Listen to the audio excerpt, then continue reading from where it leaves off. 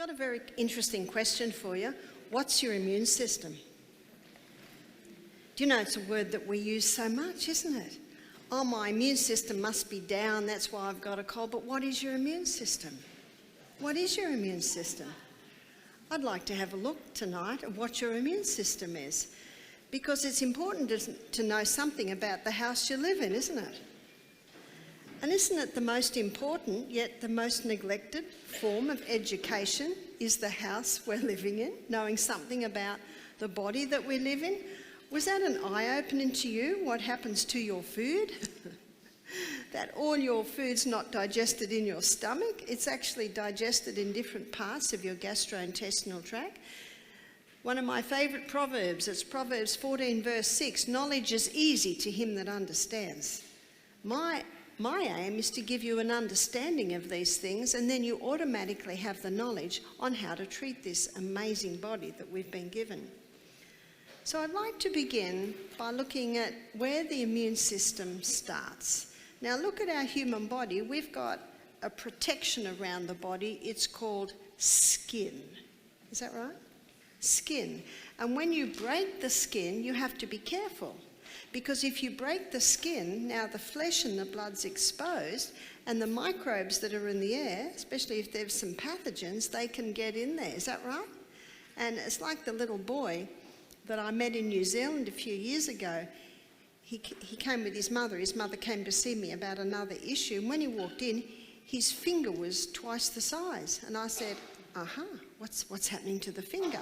Now, the finger was twice the size, it was red, and at the top it like had a pussy area.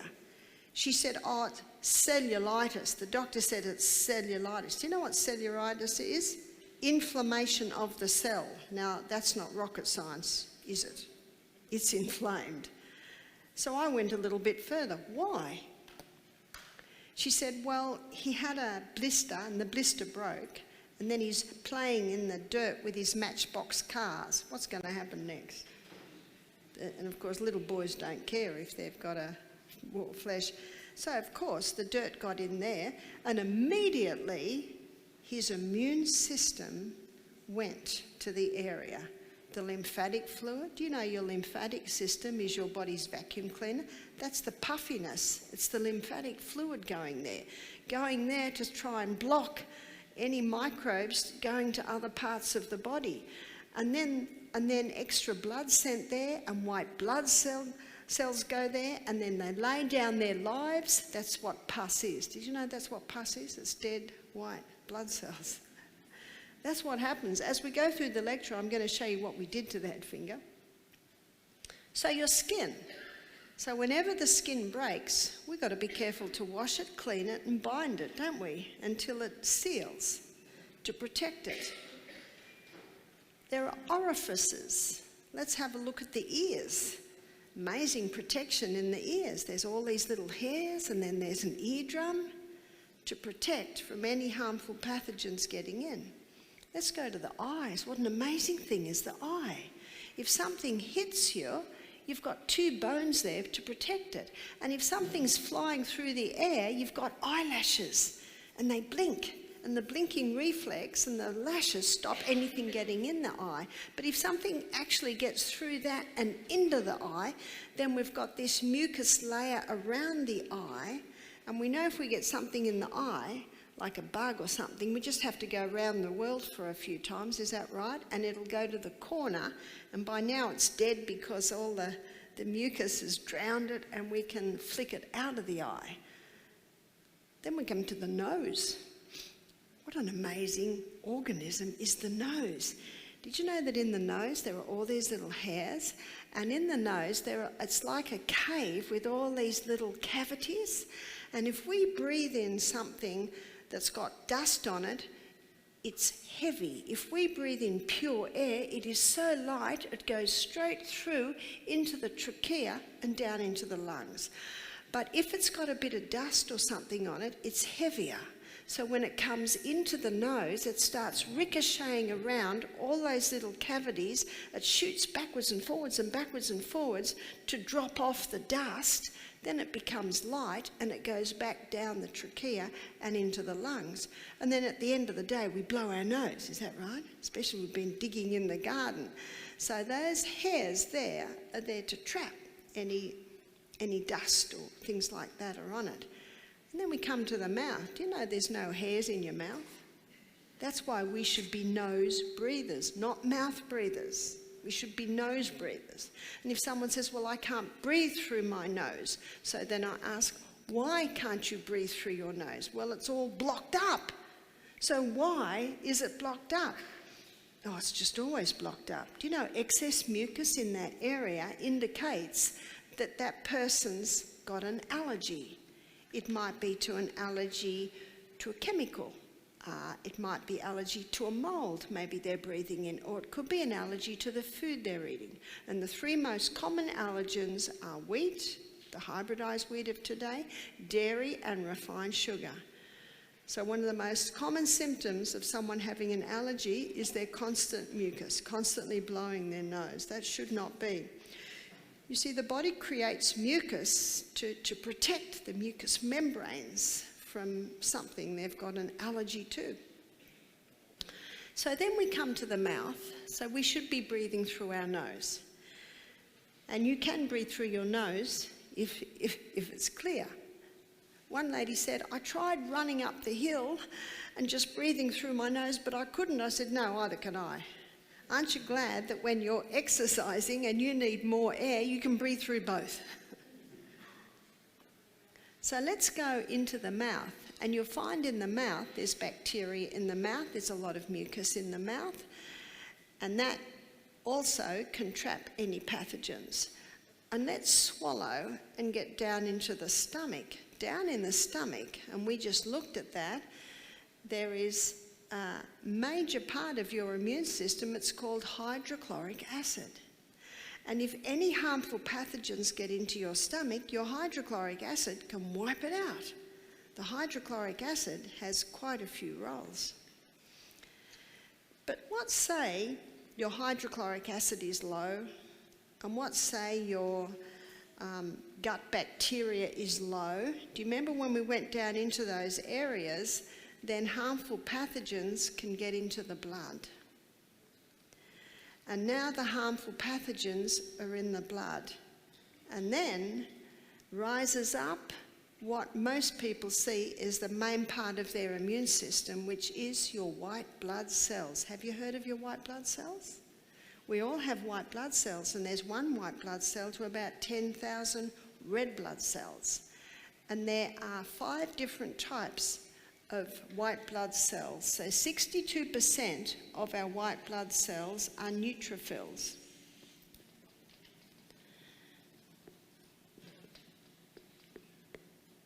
They make up the most part of the white blood cells.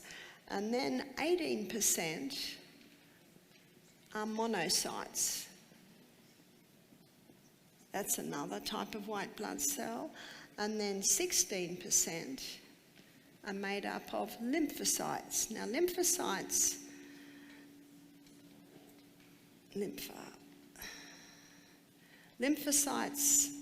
are the white blood cell that's made in your lymph nodes. So your lymphatic system is like your body's vacuum cleaner. And what does the vacuum cleaner vacuum up? Waste. So your lymphatic system sucks and sweeps up waste from the tissues, takes it to the nodes. Your lymph nodes are in your neck, in your armpits, and in your groin. They're your main lymphatic nodes, and in those nodes are lymphocytes. So some of the waste that's taken into those nodes can be basically dealt with by those white blood cells. And then 2% of your white blood cells is made up of basophils, and then another 2% is made up of eosinophils.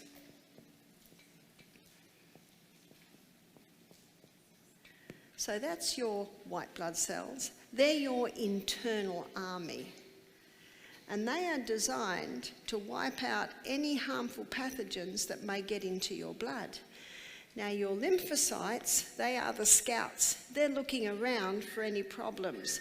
And when they see a problem, they can call on the neutrophils and the monocytes to come along, and they use hydrogen peroxide to actually wipe out any of the problems. And they envelope them and wipe them out, and they actually die when the pathogen is killed. That's why the little boy had that pus there, because a lot of white blood cells had gone there to deal with what was coming in on the dirt. That's what pus is.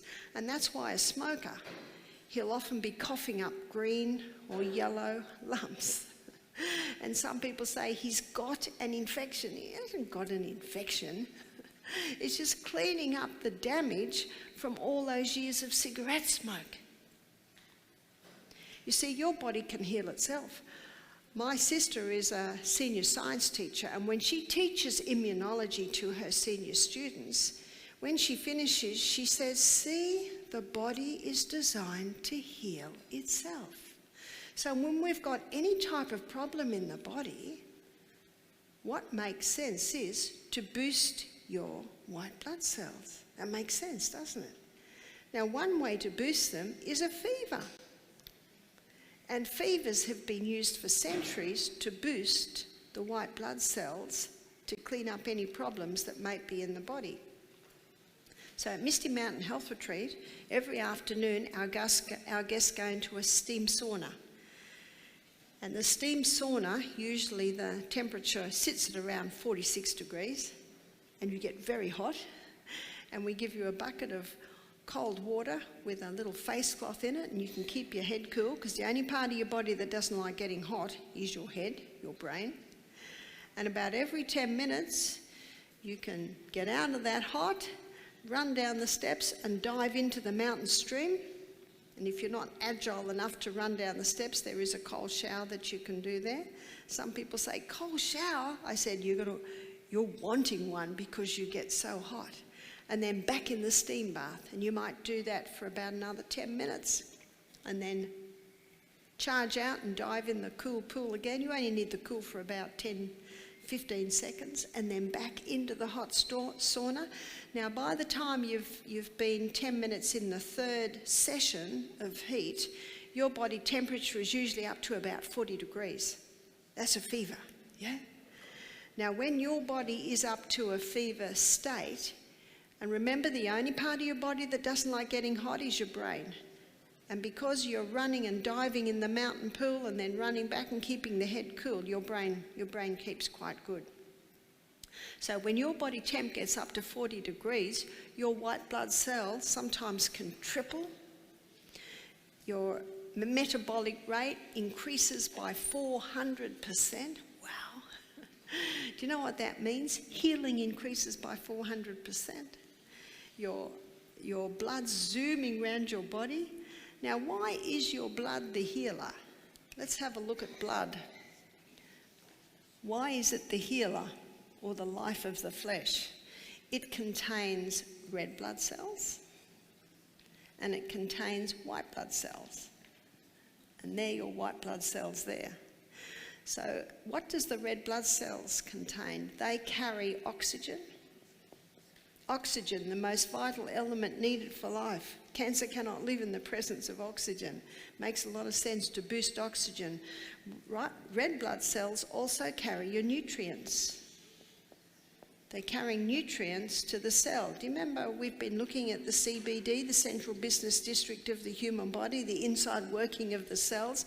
What it is your blood that carries these nutrients and this oxygen to the cell. It also carries the water, and it also carries away the waste.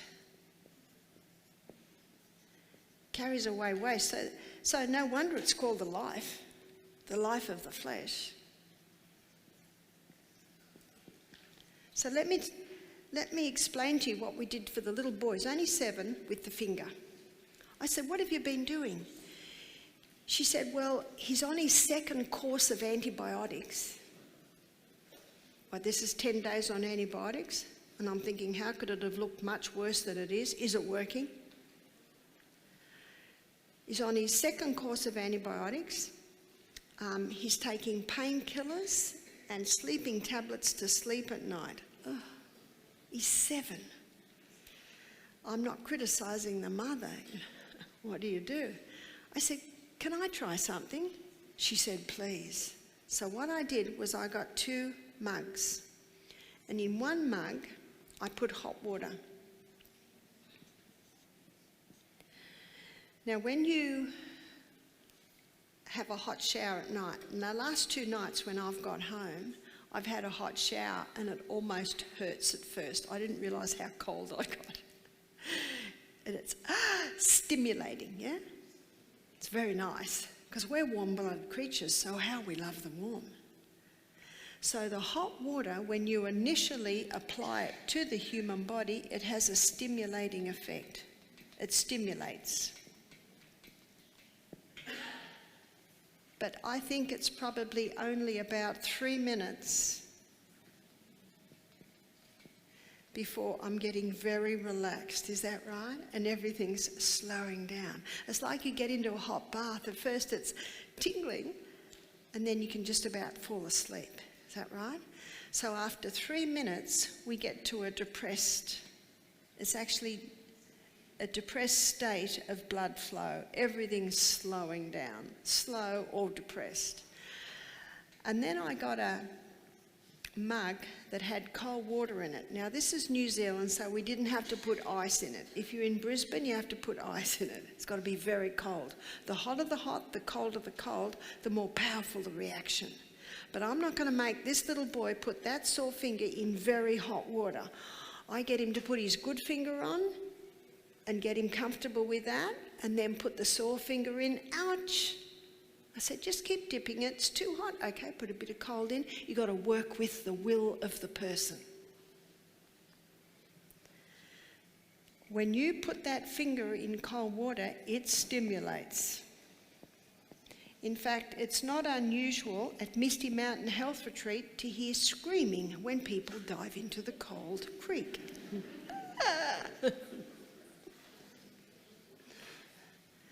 Agreed? It stimulates. It takes 30 seconds once you're in the cold before we get to a depressed state of the blood. Everything starts to slow. So either called depressed or slow. It's a slowing down. So what I do is I put the finger in the hot for 3 minutes, and then I put it in the ice cold for 30 seconds. And while it's in the ice cold, I put a little bit of boiling water into the hot to bring it up to the hot. He's watching me, so I say, put your good finger in. Are you happy with that? Yes. Because I know once his finger's been in the cold, it'll handle more hot, numbs it a little bit. And then we keep it in the hot for how long? 3 minutes. And then before it's got a chance to slow down, we plunge it back into the cold. And then before it's got a chance to slow down, we plunge it back into the hot. Can you see what we're doing? And you usually do that 3 times. So how long did that take? That takes 10, 11 minutes.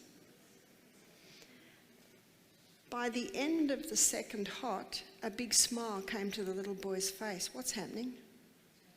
He's getting relief. In fact, by the end of the 12 minutes, and he's got 50% reduction in his pain levels. Now that's quicker than Panadol, is that right? And we're not hurting his kidneys or his stomach or his liver. He's looking at me smiling, and he's looking at his mother, and then I wrapped the finger in a grated potato poultice. Potato reduces inflammation. Potato draws waste out. Every home has a potato wrap. So I made a little, like a package. You can watch my poultice lecture to see how to do that on YouTube. And then I'll put a bit of plastic over it and bandage it up and ask God to bless that finger, bless that poultice. Do you know, the rest of the morning while I'm talking to his mother, he's just smiling at me because he had so much relief. When they went home, he said to his mother, can we do that again? Why did he say that? Because he'd experienced the relief. So I saw them at 10. We did it at 10 in the morning. They did it again at 2. They did it again, I think, just before he went to bed. And in the morning, when they took it off and took the poultice off, all the waste came out. The finger was back to normal. No need for any more painkillers. No need for any more sleeping tablets. And the mother said, "What will I do about the antibiotics?" I said, "I'll leave that up to you. I have no authority over what you do with that. All I can do is to tell you what I would do, and I don't usually have to tell people what I would do." So he got more relief with those simple treatments. What did I do? I boosted his immune system. I boosted his white blood cells because all I did was increase blood flow to that finger. And your blood is your healer. That's the healer. So how important that you've got well-hydrated blood. How important that you've got good nutrients in that blood because you're eating a plant-based diet, lots of vegetables, greens, fruits, nuts, grains, legumes. How important that you are drinking adequate water. You just got to make sure that blood's good. Now, I could do those hot and cold treatments on a person who's not drinking water, not eating nourishing food, and will actually still get a result, but it's not going to be as good. How simple. You see, your blood is your healer. Not only does your blood contain all the nutrients that you need for healing, it also contains your internal army. Your immune system, so to speak, that will wipe out any harmful pathogens. In fact, our body's got everything we need for healing. One of the best blood cleansers that there is your greens. You see, the molecular structure of human blood looks like that, and the molecular structure of plant blood looks like that. Would you say that's almost identical? But with human blood, the middle structure is iron. With plant blood, the middle molecule is magnesium. That's the only difference. And things like green barley, spirulina, wheatgrass, they're one of the best blood and tissue cleansers there is. That chlorophyll has a great cleansing action on the body. So if the mother said to me, "Can we do something to even help the blood cleanse?" I'd say, yeah, have a little green barley supplement. Green barley's not easy to take, but if you put it in lemon or grapefruit juice, it's a little bit easier. A little bit easier to take. So when someone says to me, I think my immune system was down, I've got a cold, do you know the immune system's high? Because when you get a cold and when you get a fever, your white blood cell count can almost triple. A cold is a house clean. It's just a house clean. And every time you blow your nose, what are you blowing out? Waste. Your body's cleaning the house. That's why they'll never find a cure for the common cold, because it's just one of the body's ways of getting rid of waste. But if you're drinking adequate water, if you're exercising every day, if you're eating a plant-based diet, we live in a self-healing, self-cleansing organism which will naturally be throwing off waste every day, and you rebound every day. You know what your rebounder is? It's your lymphatic stimulator. When you rebound every day, it's helping the body cleanse the tissues. You have a pump, it's called the heart, and it pumps blood all through the body. And you have a second heart. Do you wonder how the blood gets back to the heart? We've got a second heart, it's called your calf muscle.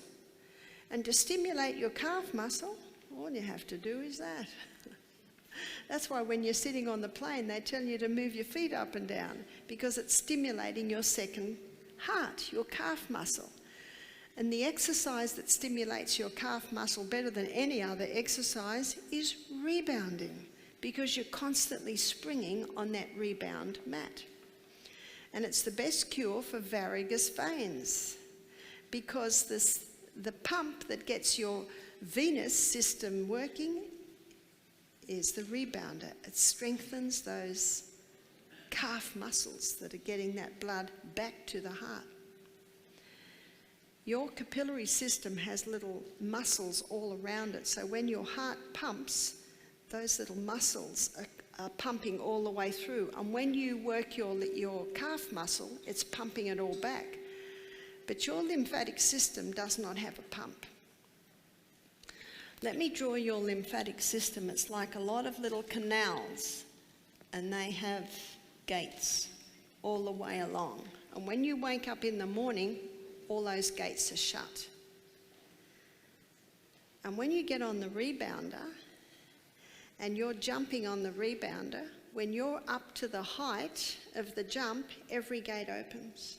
When you hit the mat, every gate closes. When you hit the height, every gate opens. When you hit the mat, every gate closes. Can you see a pumping action happens? So remember what your lymphatic system, it's your body's vacuum cleaner. It sweeps away waste from the tissues. And when you rebound in the morning, you start up your lymphatic system. And all you have to do is walk from the kitchen to the lounge room, scratch your head. Just all these little activities keep that lymphatic system going all through the day.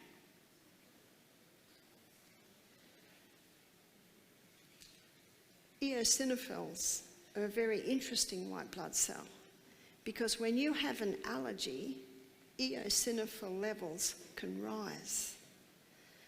So at Misty Mountain Health Retreat, I take a drop of blood, put it under the microscope, and it comes up on the screen. And it shows you all your white blood cells and all your red blood cells. And if a person has an allergy to wheat, dairy, you will see more eosinophils. So in that drop of blood, I should see about 2 eosinophils. And eosinophils you can tell because they light up like a little light on a Christmas tree, compared to the other white blood cells that are a duller white, because we have a dark field condenser, and so you've got a black background, so the white blood cells really light up. Now, if someone has 5 or 6 eosinophils, that's an indication that they are gluten sensitive.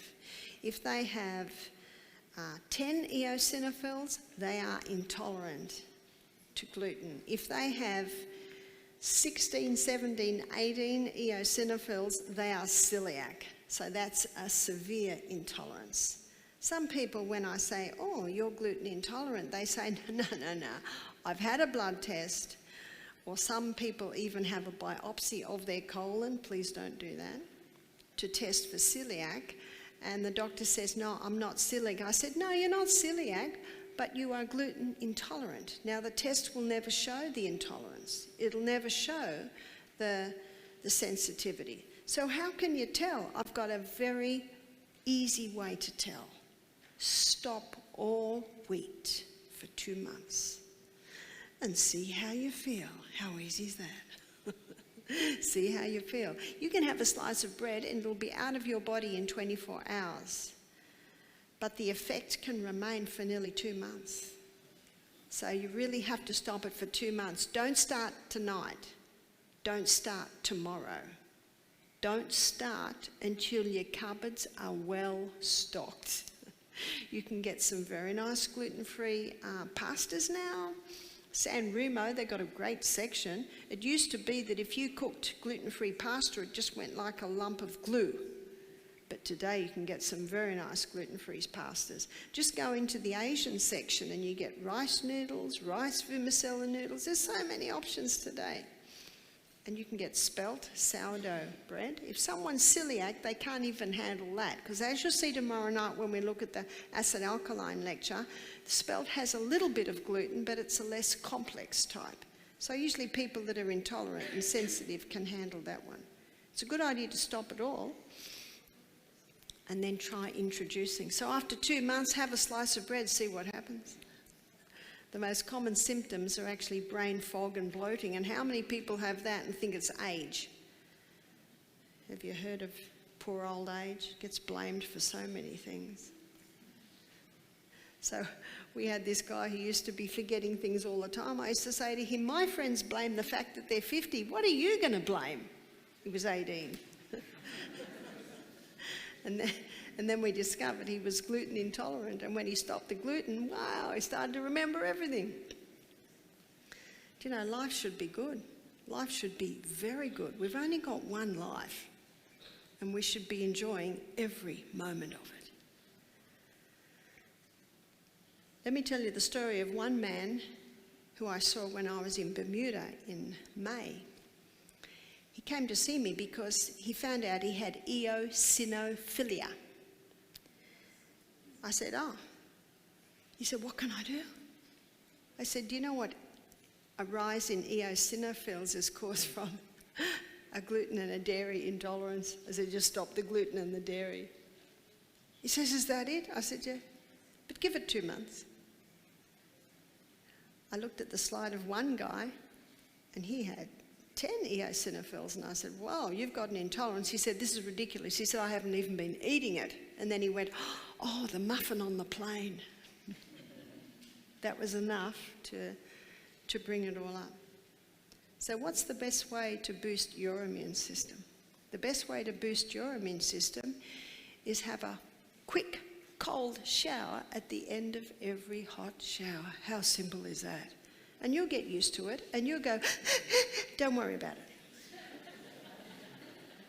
One lady said, Barbara, you say we've got to listen to our bodies, and my body says don't have a cold shower after the hot. It doesn't like it. You see, we're warm-blooded creatures. Of course we're not going to like it, but it's just brief. Won't kill you. And it actually won't make you cold. So every day at Misty Mountain Health Retreat, I run up hills. That boosts the immune system. I get quite hot. On my way back home, I've got a little bag near the creek, and I jump in the cold creek. In the winter, I'm in there 7 seconds. I'm not in there long enough to get a cold. Dive out. Yeah, I dive out as quick as I dive in. And people are getting colds all the way around me, and I don't get them. In fact, when I was at Misty Mountain 2 weeks ago, I got a cold for 4 hours. Don't you love it? I blew my nose and sneezed and for 4 hours. How nice when that's all it is. But you can take some herbs that will really knock a cold on the head. And if you go to YouTube, Barbara O'Neill Poultices, in that lecture, I give a recipe for the flu bomb. Now, the flu bomb contains garlic, ginger, lemon, honey, eucalyptus oil, and cayenne pepper. Got that? And if you take that 3 times a day, your cold will not last very long. Did you know that on the packet where the flu injections, holds the flu injections, it states that this will not prevent the flu? So I do hope you don't have a flu injection, because it does have mercury in it. And we don't need to inject these things into our body, because the body's been designed to heal itself. And it will heal itself if you give it the right conditions. Are there any questions before we close? Yes?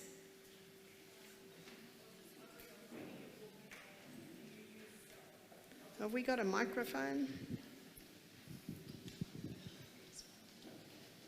A microphone, there's one.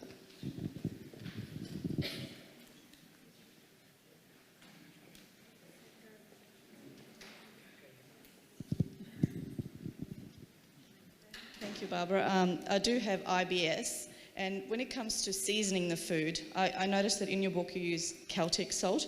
My kids and I use Himalayan salt and some savoury yeast flakes, and maybe sometimes we use some stock. Do we need to use all that, or is just Celtic salt sufficient? When I flavour foods, I use the Celtic salt. I don't use any stock cubes, because I've yet to find stock cubes that don't have hydrogenated vegetable protein or hydrogenated vegetable oils, which are other names for MSG. Do you know what they're using for a name they're giving to MSG now? Natural flavour enhancer. How scary is that? And I use fresh herbs. Grow your fresh thyme. Put them in just before you serve your meal. They're fantastic. I use good quality olive oils. And if I want a dish, maybe a soup, to have a bit more spark, I'll dissolve a little bit of miso into hot water, and that gives a richness to the soup. So use your fresh herbs, use your good quality salts and oils, and you will not need flavour enhancers. I never used yeast flakes because it is yeast. Any questions? Yeah. We'll just follow. We'll get to you. Hello Barbara, I'd like to thank you for your talks. Dale is my name. I've spent 47 years in horticulture, agriculture. I've watched the breakdown of a lot of our foods through our crops and all the rest. One of the key questions that I would like to ask you though, however, is with regards to water, how would you, or what would you suggest to the people here about how to purify their water? How to purify your water. Do you know the chlorine can be evaporated quite quickly by just, sitting it on the bench. In a few hours the chlorine is evaporated. It's the fluoride that's the hardest to get out. And my husband has started his own political party. It's called the Involuntary Medication Objectors Party, objecting against the government forcing parents to vaccinate their children when it's not proven that they prevent disease, but also objecting against putting fluoride in the water. A whole town will object to it, and yet they will still put it in the water. And the fluoride in the water is toxic, and it only hardens the outside of the teeth. So why do we have to drink it, and why do we have to bathe in it? You see, it defies reason. So how do you purify your water? Reverse osmosis is one process that will get the fluoride out, and they have developed those filtering candles now, those little units you can put in those ceramic water filter things, and they have developed one now that will get the fluoride out of the water. So you've just got to investigate to make sure the water you're drinking is pure water. Because I know that they are suggesting to us to drink more tap. They're at us all the time with regards to that. But what I have found over the years, in particularly on our crops, we first started out with pretty much chlorination of water, and I've always looked upon it. They say that we shouldn't drink normal rainwater because that's hard water. And I can see the effect that's having not on only our animals but also on us as well. But then they went and added the fluoride, just as you're speaking of, and now they're adding ammonia and all that as well. And there is another one that I have detected that I haven't been able, I can never seem to remember it. But as I suggest to people, if it was me, I was brought up basically on reservoir water, dam water, boiled, case of liver fluke or anything like that, or some of the things that can get in dam water, or even some of the stream waters, depending. But yeah, I just, But can you see that if you drink rainwater or dam water and you've got strong hydrochloric acid, that actually wipes it out. So we're getting back to making sure you've got good hydrochloric acid too.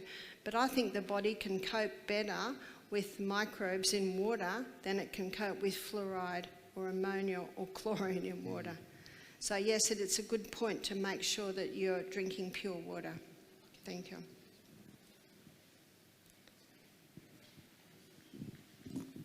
I just wanted the ingredients for the flu bomb again.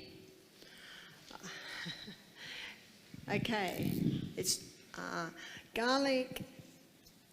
So it's 6 things: garlic, ginger, so those two go together, and then lemon and honey,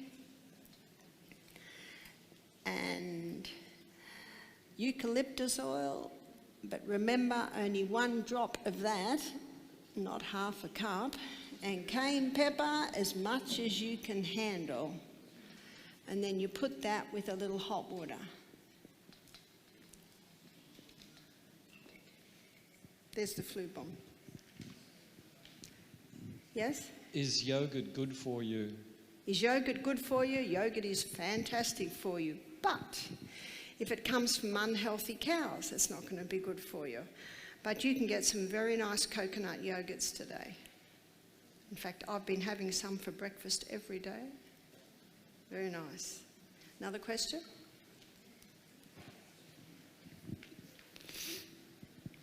Hold on, we'll come back. We've got a microphone.